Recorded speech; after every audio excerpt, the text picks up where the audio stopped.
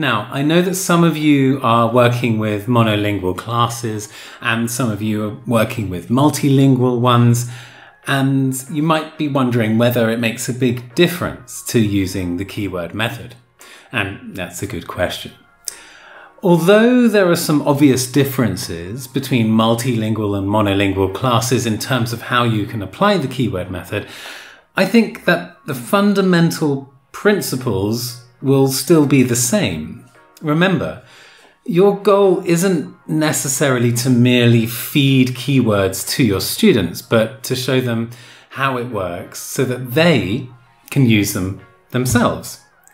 Now, as I mentioned in the workshop, some of the keywords that my students have come up with consisted of using English words and phrases to remember other English words and phrases, while others drew on their L1 knowledge, their first language knowledge, to remember English words and phrases.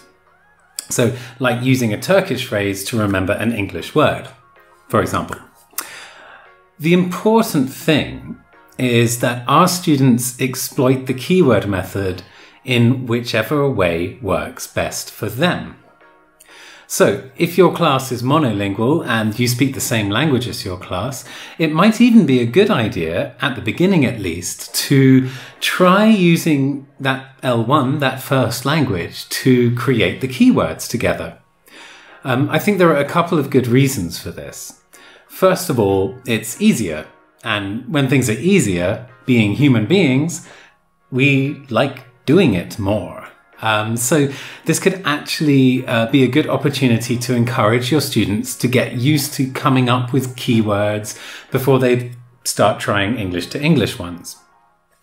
And of course, this is even more appropriate for lower levels, as you know, they're going to have much more limited vocabulary, so it's quite challenging to think of a English to English keyword. Even if your class is multilingual, you can still encourage them to use their first language. You may remember during my presentation, I show you that I used some Russian ones or some Spanish ones or some Turkish ones, and even if you didn't understand those languages, you still understood what was going on, right? And so should your students. Not many people in this world won't get that. It's not too difficult a concept. So you could show them some keywords that you created for your own language learning. Even if they don't know the languages involved, they'll still be able to understand the principle and hopefully start making some themselves. It's the idea that's important, not the content, really. But again, and this is the most important point, it doesn't really matter whether they use L1 to English, first language to English, or English to English keywords. What matters most is whatever they're doing is working for them. The goal is to remember vocabulary. It doesn't matter how they do it, which one works best for them. So yes, in short, the way you do it and the way you approach the keyword method will probably be affected by whether you have a monolingual class or a multilingual class. But at the end of the day, you're giving them a tool, and the tool is the same tool, whether they're using their first language or whether they're just using English.